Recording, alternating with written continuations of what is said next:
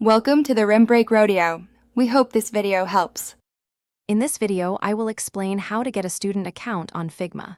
First, navigate to the Figma education page on their official website.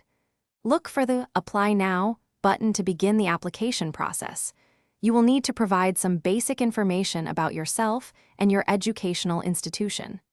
This initial step is crucial for setting up your free educational plan. To qualify, you must be a student or educator at an accredited school. Figma requires verification of your academic status. You'll typically upload documents such as a valid student ID, an official transcript, or a letter of enrollment. Ensure your documents clearly show your name, institution, and current academic period. The verification process usually takes a few business days to complete.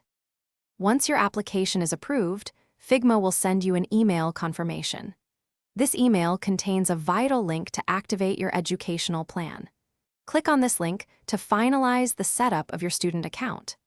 After activation, you'll gain access to all the premium features, including unlimited projects and version history, enhancing your design workflow significantly. With your student account, you'll unlock powerful features like unlimited projects, extensive version history, and the ability to create multiple team files. This allows for seamless collaboration with classmates and educators on complex design challenges. It's a fantastic resource for learning and developing your design skills.